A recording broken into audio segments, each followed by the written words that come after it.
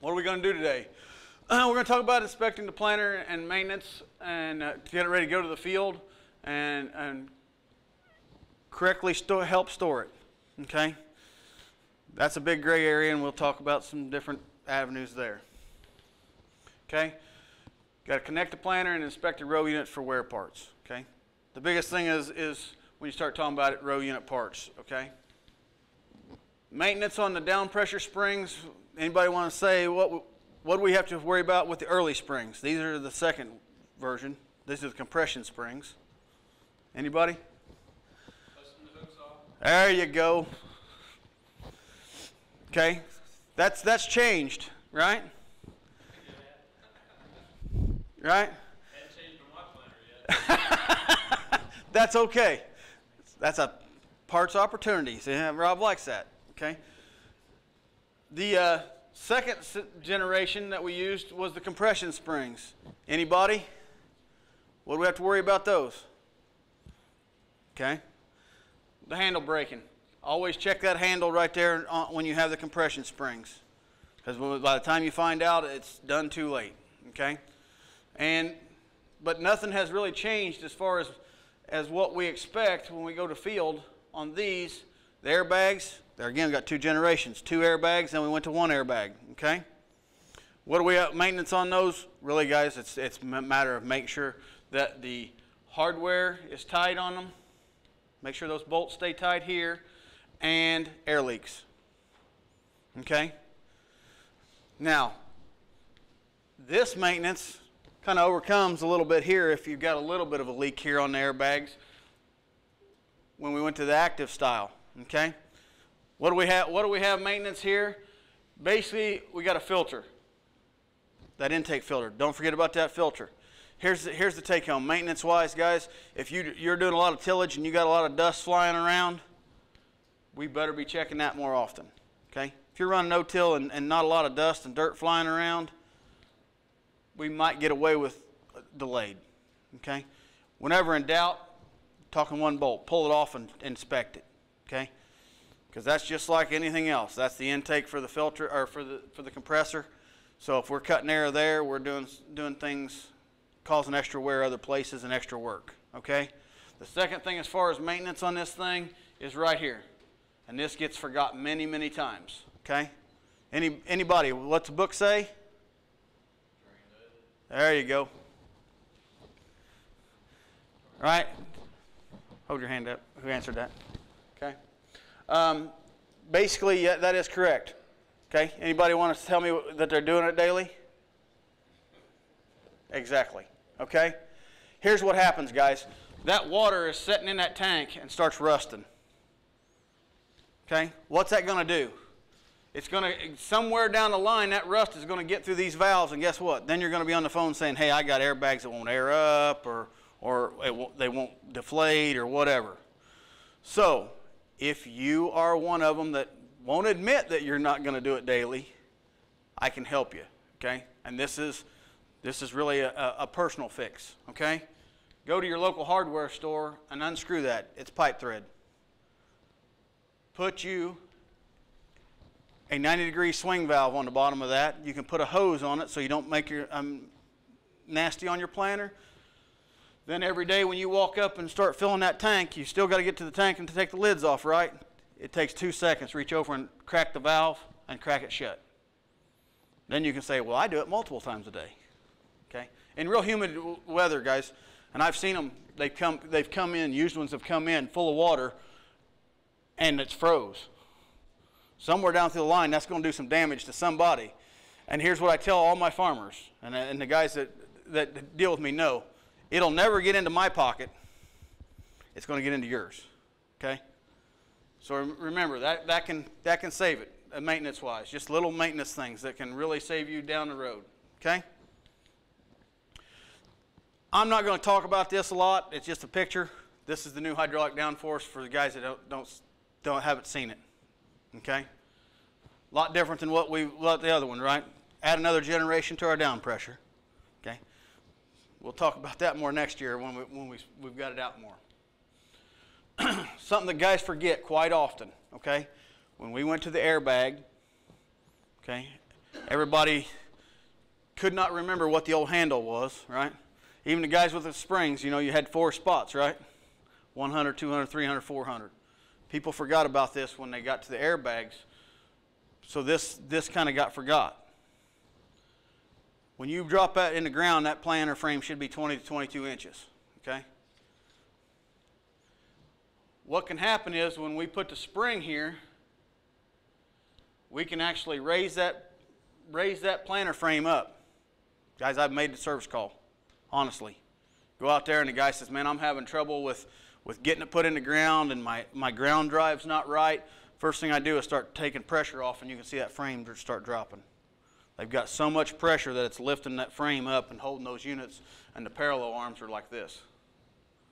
Actually lifting the frame out of the ground, okay? So maintenance-wise, don't forget about this 20 to 22 inches, okay? Because nothing's ever changed. When we get to the field and we're running, we want to see the parallel arms run straight, okay? I'm saying average. You stop, look across the planter. These parallel arms should be parallel for the most part. You're going to see up and down. But if I see them running this way,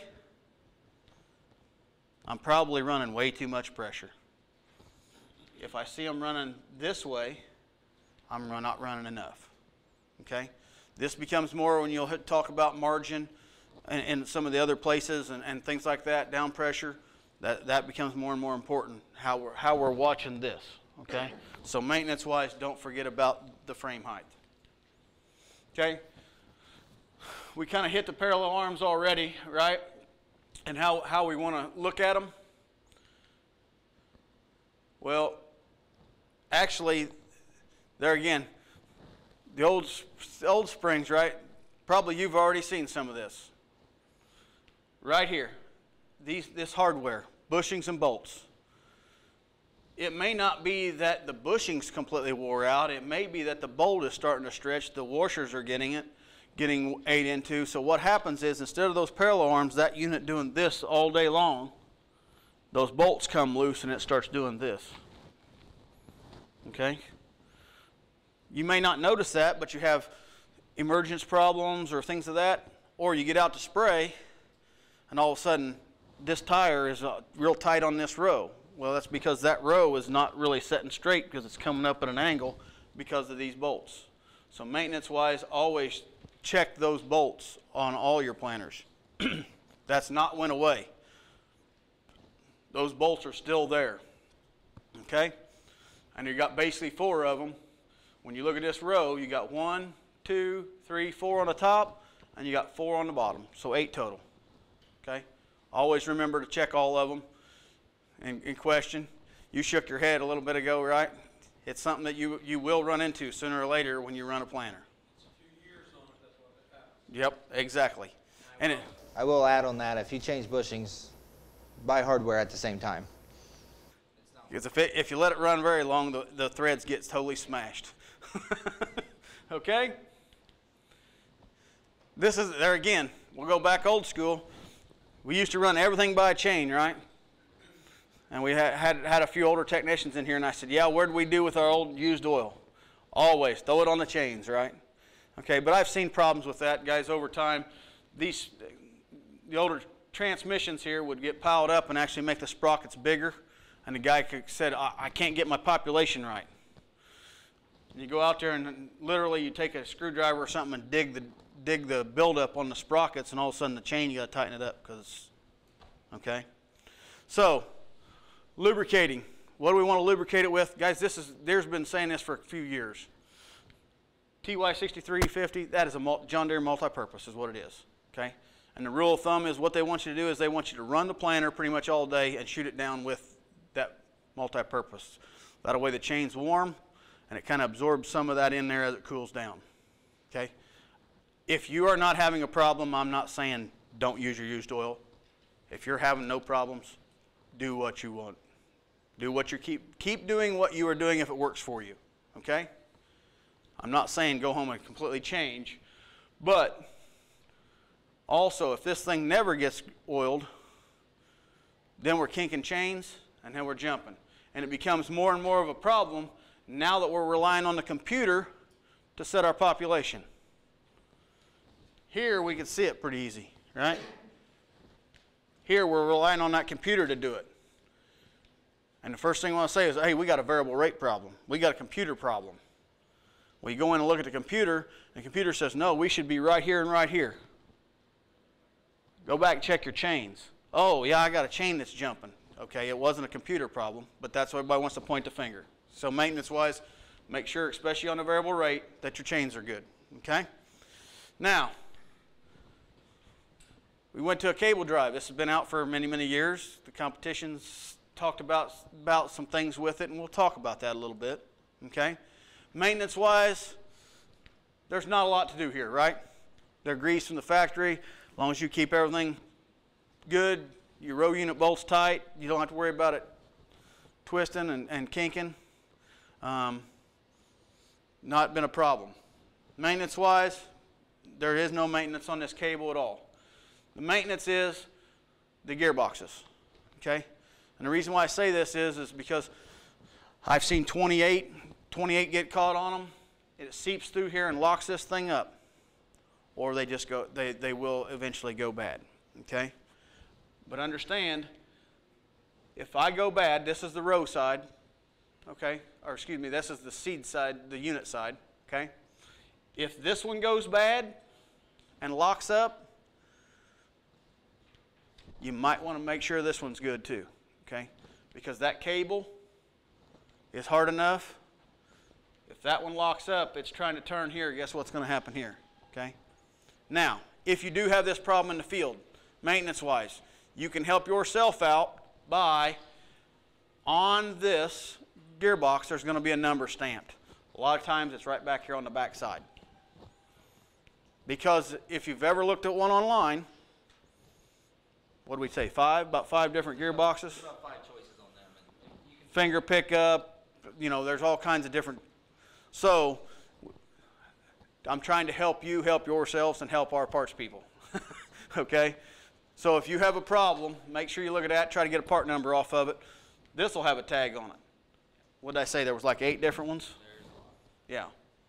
So if something happens, you kink one up or something, there's 8 different ones.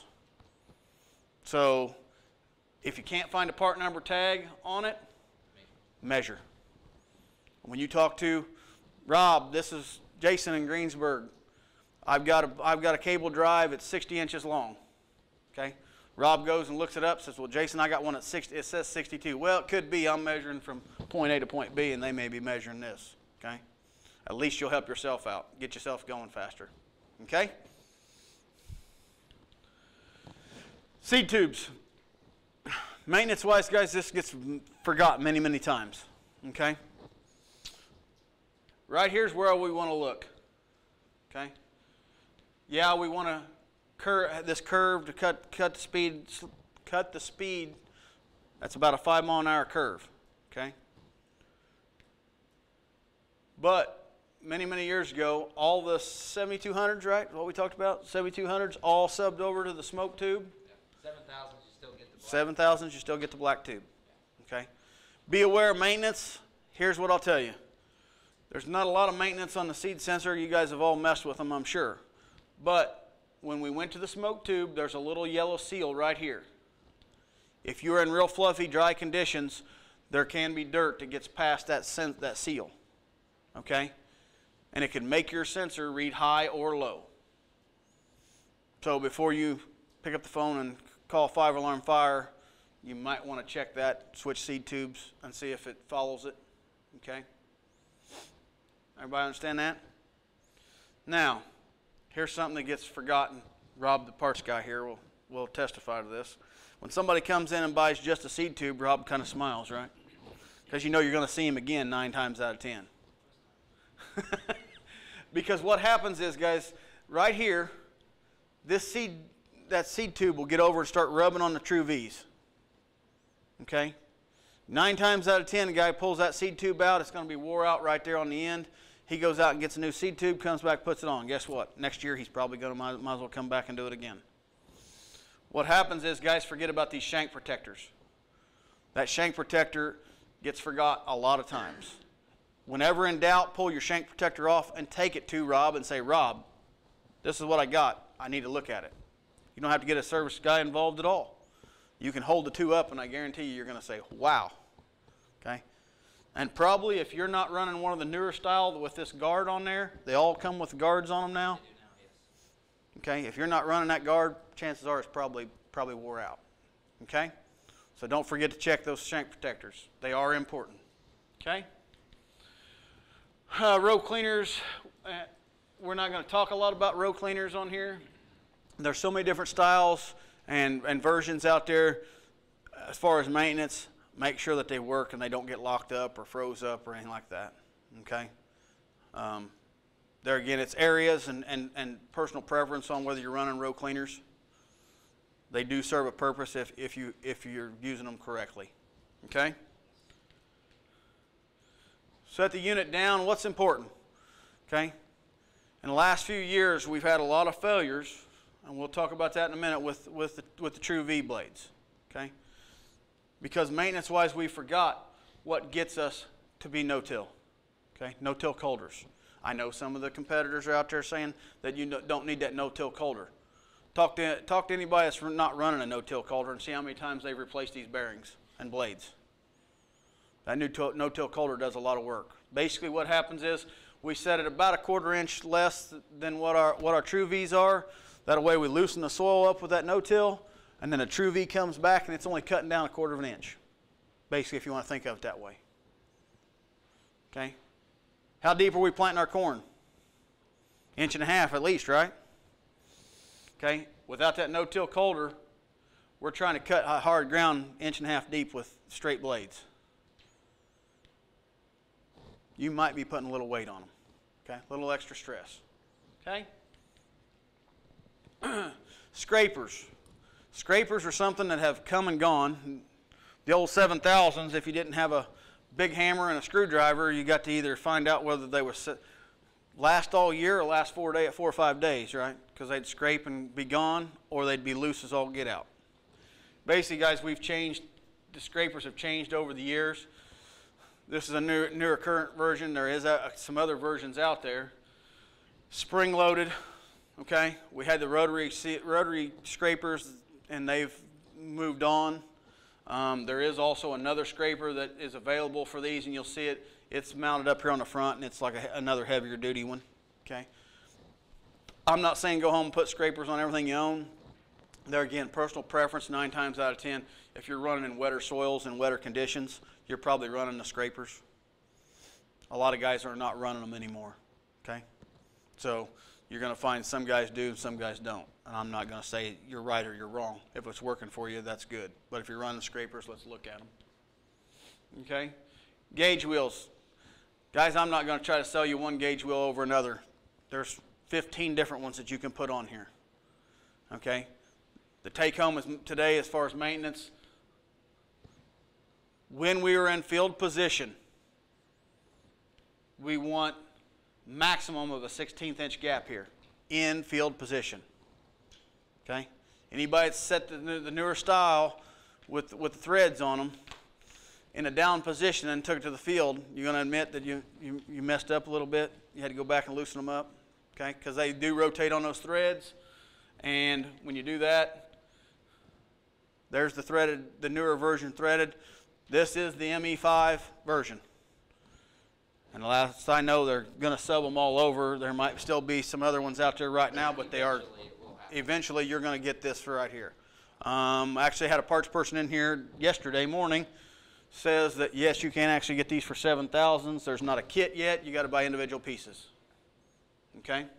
There was also the older version that for the 7000 that was already threaded, but this is a different version of threaded. Yeah. If you guys haven't seen this before, if you look right here, we used to have all these threads all the way through there, and a lot of times no-till and different types of grease, they would get dirt in here and start working on those threads.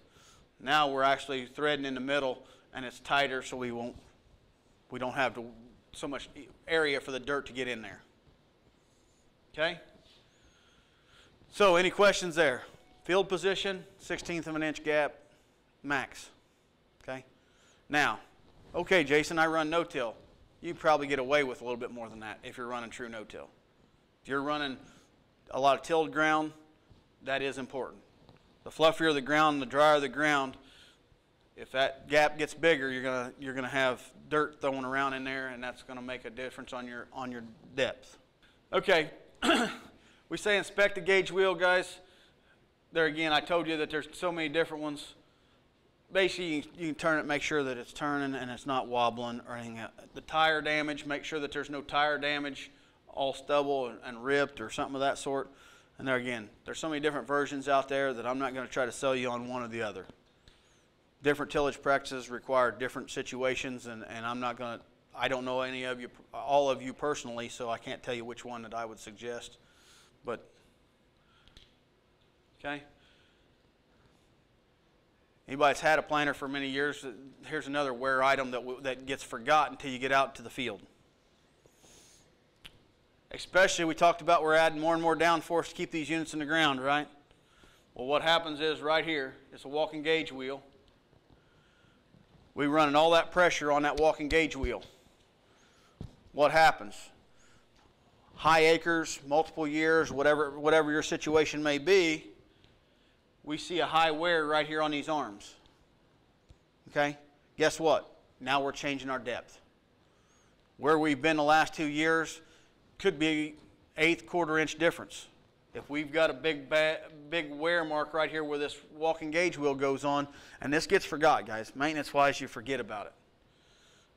Okay? It's worked fine the last 3 years. Why should I worry about it now? Conditions will change. Everybody knows, right? It's not the same planting year. We hope it's not the same planting year as we had last year, right? Okay? So the depth can change. The beautiful part of the newer arms, everybody has messed with the newer arms, they're completely straight on both sides. So we can swap sides and get a new life out of them. Okay? Don't forget about that, because that is something that will affect your depth. But you can save yourself a little bit of money by flipping it arms side to side. Now, the guy that has the old springs, he may have the older version, and if he's shaking his head, he may still have those. The earlier versions, guys, you couldn't swap. There was a high side. If you swapped them, then you got one row that, dang, I can't get this row to get it in the ground. Okay? So be aware that if you've got an older planter, there is a couple different arms, and I'm not telling you to go home and change those, by no means. Those are a replace.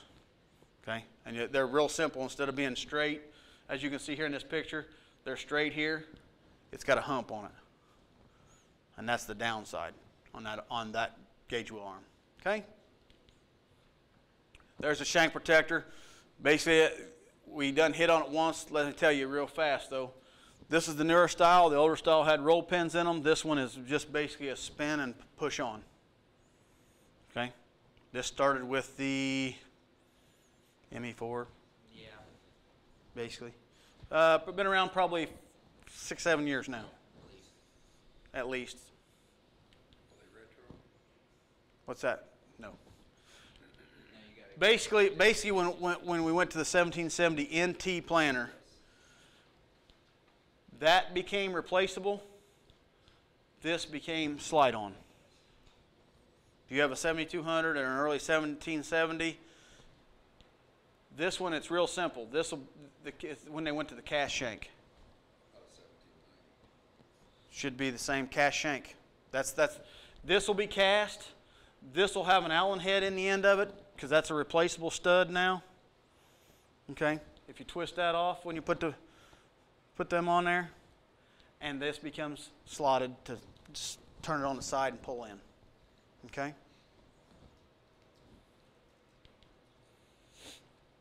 When should we replace the blades, the True V's? We talked about what they do. They're basically like to cut.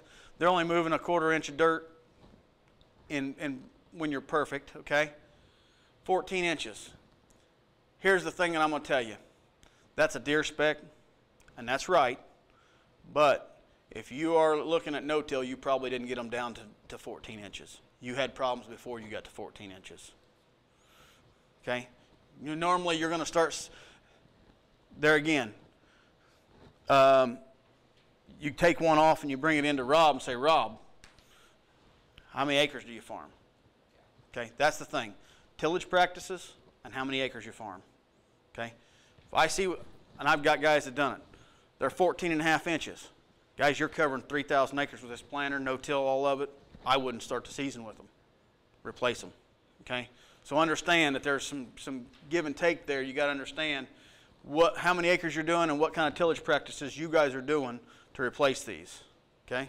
As a rule of thumb, just look at them. It's just like your air seeders, your 750 drills, whatever it may be. Once the bevel is gone, it's time. No-till quarter the same way. That bevel is 1/2 inch. Yeah. So 1/2 and 1/2 is an inch. Are you going to get down to that 9 times out of 10? If you're running conventional and all conventional, you'll probably get down there and have no problems. No-till, all of a sudden, man, I'm having to run my no-till awful high to get this put in the ground. Okay? That means you're getting to the back side of that bevel. Okay? Now, FYI, you're writing stuff down if you're going to replace these. This, like 92 to 96 foot-pounds. Okay? There is a torque.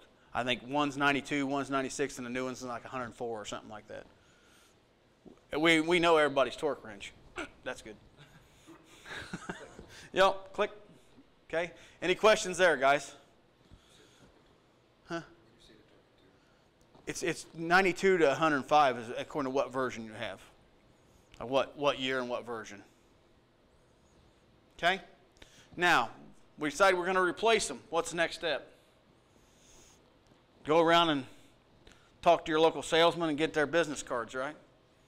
Going to need those. That's a special tool 101, business cards, okay? No, any kind of paper, business cards, guys, it'll work. Little piece of cardboard. Cut them. Slide them in until you feel resistance, okay? Then measure that between the two. 1.5 to 2.5 inches. Here's the take home. Also, understand that when we made these blades thicker and heavier, our runout's a little bit off. We get a little wobble in them. They're that hard. Double check it. Spin it around once or twice and do it again. If you don't, what happens is, and we had a parts guy in here yesterday telling us a story about a guy kept failing blades. If you do that one time and you pick the low spot, guess what? Now we're actually putting pressure on those blades, letting it off. Putting pressure on them, letting off. What's that going to do? It's putting undue pressure on the bearings. Okay? So measure it multiple times and check that. Because what do we have? Well, we have a replaceable shank here on the newer ones, right? We have a double bearing in here. And we have the shims behind it. How many shims should I use?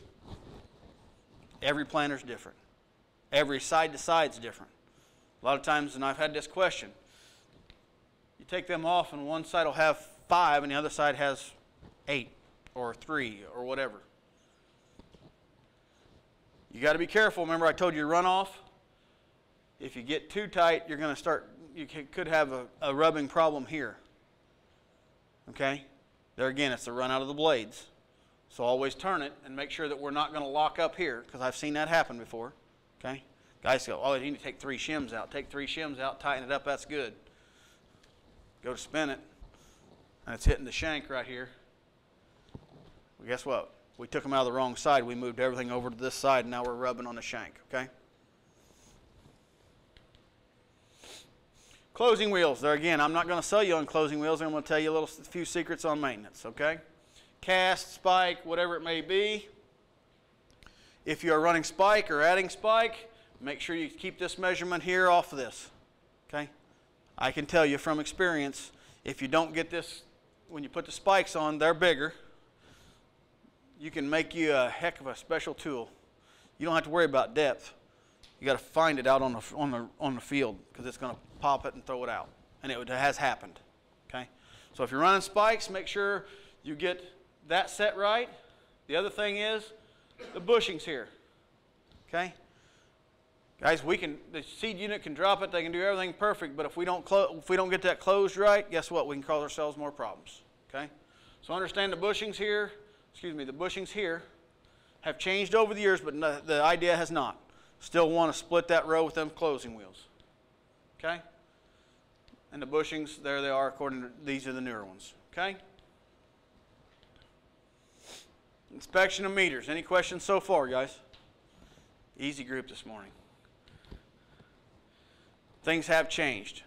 Guys, I'm not going to talk about finger pickups a lot today. They're still out there. They're still a good unit. They still work. My suggestion is definitely have those rebuilt and tested with your seed if you want more accuracy out of a finger pickup. Okay? Yeah, they've been out there and you can rebuild them, but without putting them on a test stand with your corn, I can't tell you that how accurate they will be. Okay? $25 a row at the store. Just bring your unit in, all you need. And seed. If you're running finger pickups, guys, that's the only way. Bring a seed. Okay? The vacuum units, we can still test them. And they're still wear components, right? Somebody will talk about that a little bit later on what we should be using in there for wear. Okay? But things to look at, this seal. There again, it's changed over time. The first ones were real soft rubber. Now it's a little harder rubber, and they're tightening it up. Okay? Always check that. Okay? If you about everybody is running a 40 cell, so we're going to be running a knocker wheel on the 40 cell. 1790s, the guys are running beans. We're going to be running the little flipper cleaner on that door right here. Okay? The seed disc, there's the 40 cell, of course. You want to do something with those. We'll talk about storage of those in a minute. Slip plate, clean those off at the end of the year and put slip plate on them. That'll help lube that seal, get more life out of them. Guys, this has not been a major issue as long as you don't keep the units in the plate in the unit all year long. That's the only really problem we've had with these. The seals, they're again not been a major problem, but they are something to look at. Okay? The brushes, understand they're again two different brushes right here. Whether I'm running a 40 cell on the corn rows or I'm running the beans, that all decides what brush this is. Okay, understand there's two different brushes. If you're running a 40 cell on your corn rows and beans, that's a different brush. Okay? 1770s, you're not going to see this one or this one right here. 1790s, you will see those. That's for the units that tip up to try to help keep the seed where it's supposed to be. Okay? This brush, there again, guys, maintenance-wise, this is the brush that keeps everything back because it pools up down here and it stops it from falling down in here. Not been a major problem with that brush, except for when somebody gets a little excited and gets an air hose. They want to blow it out. That's fine, but that air hose, the bristles are like this, and as soon as they hit it with the air hose, they flare out. And now you're getting them weak. So as far as cleaning, maintenance-wise, take your finger and run up and down it a couple times. Try not to hit that directly with air, or you will end up tearing that up, that brush. Okay? Double eliminator, they've changed over the years, but they're still there. And how to set those. Maintenance-wise, the reason why we talk about the double eliminator, because every year,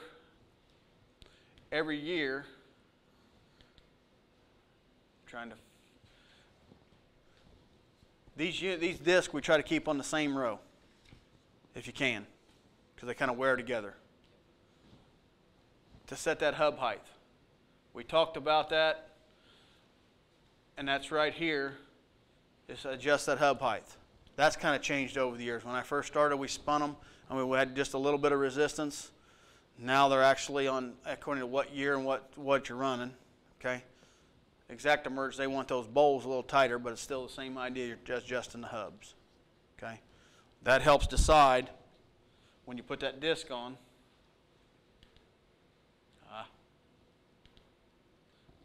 When you put that disc on there of where it sets and how it sits in that housing and rubs. Okay. especially if you're running a lot of smaller seed and that starts wearing that hub, the disc, and you get too much, the corn will actually get caught down here at the bottom and kind of bind up. So always remember to try to keep that hub height adjusted and check it, okay? We're going to hit Exactamerges real fast. Do we have anybody here who owns Exactamerge? Okay. I just want to make sure, because if we don't really need to talk about it, you guys know you had the PIP done to it, right? And there is an Exactamerge unit out here in the center if you guys want to look at one. So the Exactamerge units, now we're running a little bit different unit than what we've always had. Maintenance-wise, the double eliminator. Wait a minute. Let me just. There's the knocker wheel and the seal, right? It's kind of hard to see in that picture. Same seal there in the center of the hub. Okay. We have different knockers if we're running some kind of specialty crop, just FYI. Now we call it a bowl, right? It's not a plate. It's not a cup. We used to run cups on the old 7000s. We talked about this yesterday. We're running cups on them. Now we're running plate or bowls, okay? We had to step up. So the new ones are called bowls. We definitely want to check those for cracks. There again, we're adjusting the hub height, so we want to make sure that those are right, not too tight, not too loose. And we're going to check the holes and make sure there's no buildup or anything like that on there. Okay? A lot of things have changed. The ideas changed, but we're still doing the same thing. Okay? Wear plates. Got wear plates in them. There again. Graphite to help them. Okay? The agitation strips are a wear item. Basically, this is the one that you're going to see around here. And this has actually changed. Some of them were white, then they went to yellow. There again, there was some issues, some little issues that we run into, but that is one thing that you may see. The agitation strips are something that we need to look at. Same way with the transition. Basically, this is where the seed comes out of the unit and gets put into the brush meter. Okay, that's changed. Okay. And the take home here today is sooner or later you're going to have to do some of this maintenance on these. There's some maintenance things on the Exactamerge that we need to look at. And that is basically, if you look at that picture and that picture, one's installed correctly, one's installed incorrectly. Okay? The difference is right here. When they slid that on, it didn't bite. And what did I say this was? This was the transition, right, between one and the other. You think that's going to cause a problem? Yep. Little maintenance things on these Exactamerge can create big problems. Okay? I say big problems. You're going to find it because the singulation is going to be off or something of that sort. Okay? The double eliminators, there again, change these a little bit. It's in the book how to adjust those for different seeds. There's your measurement. What maintenance-wise, what we're going to look at as far as minimum to get the job done. The outer one, there again, same thing, measurements to check it. Gearboxes, they've not been a major problem, but if we're having some alignment issues, always check this right here because that's the driver. The brush meter, there again, storage for it is basically, you see and this picture was hard to see. See that arrow? In the off season, we want to grab those and spin them around and take the pressure off those belts. Okay? Why is that important? Because that belt is a lot of pressure on it all year long in the winter. And you can see in here, there's the springs. We're going to turn it and relieve that pressure so that belt's not under tension all through the heating and cooling process all winter. Okay? Wear strips. There is some wear strips in that brush meter. This is the exciter, I guess you'd say it. Basically, and I have seen some issues with this one. Guys, this is real simple. That meter is going to drop that seed off that meter, off that brush. And all they're doing is exercising it. Remember how I told you clean the vacuum with your hand, run it up and down? That's what they're doing here. That wire is going to excite those bristles and get some movement out of them to help clean the dirt out of them. Okay, so that is an important piece of the puzzle when you start looking at it, is that wire. Okay?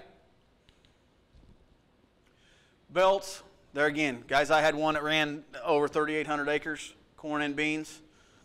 I've seen it since then. Could I see a difference between the corn rows and the bean rows? Yes, I could. Were they shot? No, they were not. Okay, I have not seen one shot yet, but basically, they're going to tell you when you see holes in that brush, the bristles are going to start breaking out. Okay? Or they get so weak that it's not really holding. There again, I said little things, right? This has happened. Guys, take the seed sensor. This is the seed sensor. The guys that have the ExactEmerge, it slides into the housing. There again, right and wrong. See this right here? What that did was the sensor, when they didn't get it installed right, it kicked the sensor. Remember I told you what happens? Your hand on the vacuum unit, right? The ExactEmerge, it's got the little wire on the bottom. You can make your own right here. What happens is it starts exciting it. Guess what happens to my singulation? It's going to change it. Okay?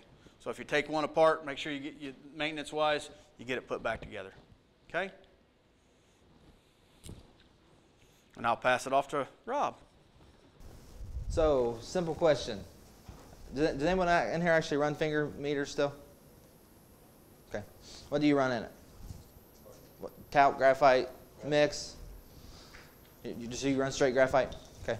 So there's how many types of graphite and talc? Three. We got the 80-20 mix, which came out a few years ago. You can run them through your air seeders. You can run them through your vacuum units if you like. What it is you still get the talc to, especially for treated seed, keep it from clumping up. But the graphite does help lube up everything else while you're at it. Just like your vacuum plates and stuff still need a little bit of lube. Straight talc, it's all opinion. I mean, I'm not going to tell you one's better than the other. I'll be honest about you. And then your straight graphite, you run it through your finger units, just like you did years ago. How much do you use? Teaspoon per hopper full. 1.6 bushel, yeah. Yeah. Or most people go out there and, yep, that's good. Which works. In-season adjustments. This is just something I just want to throw at you. 95% of the world has smartphones, to be honest. John Deere has an app center out there that has planters, tractors, combines, cotton pickers, you name it, it's out there. It's very helpful. It's kind of like your operator's manual in your hand. So don't be ever afraid to use your phone for what you have it for. Because no one uses it really to talk to people anymore. Let's just be honest. It's for everything else. Or something of that sort. And this is just a video going over the difference between having spring closing wheels to pneumatic. The advantage of how they compensate.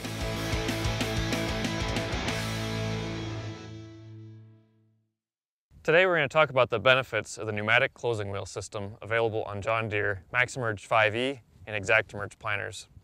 This system gives you 25 settings available from your John Deere display in your tractor cab.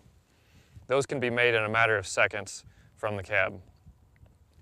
Also, it gives you a more consistent amount of pressure on these closing wheels to give you that maximum seed to soil contact throughout all depth ranges while you're planting. In addition to that, it gives you 2-section control, one section for the wings and another section for the mainframe. Also included with this system is the hydraulic compressor, which powers all the airbags on the system and gives you an additional 70 pounds of downforce above and beyond what a traditional spring closing wheel system provides. Next, we're going to go into the cab and show exactly how to make those adjustments from your John Deere display. From your main run page, we'll set up another run page that you can access for your closing wheel control. Here you can see we've got 2 groups that control the closing wheel pressure. You can control those independently or sync them together. Here we have group 1 is the wings and group 2 is the center frame. So you can see we have group 1 set at a lower pressure Group 2, which would be the main frame, set a little higher. So that's one feature we have. You'll note we have 5 main adjustments and 25 total adjustments. We have an additional 70 pounds of downforce on the closing wheels available in addition to what we had with the spring downforce. So to make the adjustment, if you want to change a large adjustment, you hit the double plus and you can see that the airbag is filling, and once it hits your target it turns green. If you want to make a minor adjustment, you can use the single minus or single plus to make that adjustment. The system will react. To set up these so that they're synchronized, we go to the setup button and sync group 1 and 2. Now if we go back to our run page, you can see where we have the same target for both. Down here you can see the tank pressure, compressor information, as well as your compressor solenoid status. So that's the main page that you'll see for closing wheels, so see your John Deere dealer for pricing information and availability. Depth adjustment, yeah, there's guys with the, some guys will have the pneumatic cylinder right here. Some guys still run the springs. The guy with 7,200 still running springs back there, right? Works. So, of course, you got your depth adjustment T-handles. Margin, that's how much downforce you're running down on your unit with your gauge wheels. How much is enough? How much is not enough? As you see, the gauge wheel actually wasn't even on the ground on the left there. There, it's actually doing its job and creating that trench just like it should and keeping the seed down in there. And then here, well, there's more to that picture than just a problem of over pressure. It's a little wet, but that's way too much force down there. Storing your planter. You need to install all your cylinder service locks, remove your seat plates. We'll talk about that here in a second, what you're going to do with those. Install your plugs on your air manifolds. What gets in them air manifolds if you don't install plugs in them? Birds, mice. Not a good thing when you go fire your planter up and there's a nest in there. Clean and wash it when you're done with it. It's always a good idea to put it away clean, and then you don't have to worry about it later. Look at your operator's manual as it says and lubricate all the spots before you put it away. Keep it from rusting later. TY6350 is the common one. There is a dry film lubricant out there. I can't remember the number off the top of my head. Some of your, like when 1790s first came out, they had that in there. The dry film just don't have any, I mean, you spray it on a chair and you can't see it, but it is a lubricant. And always take your seat out, all your planter and your air seeder. Of course, store the machine clean, dry. Try to keep all your wheels out of the sun. Relieve all your spring tension on your closing wheels. And you also need to, like I said, take on your belt meters, your belt brush meters, take your tension off of there. Thoroughly flush all the liquids with clean water and completely drain on your fertilizer system. Follow your operator's manual. You don't want to put it away with fertilizer in it, I'll tell you that. And you also don't want to put it away with water in it. You want to, some guys use RV antifreeze, some guys use straight antifreeze. Use your operator's manual. Clean out your meters, meter chambers, and seed bowls. That's just getting back to get that seed out of there before you put it away. Drain your compressor just like you did during the season. The other two are review.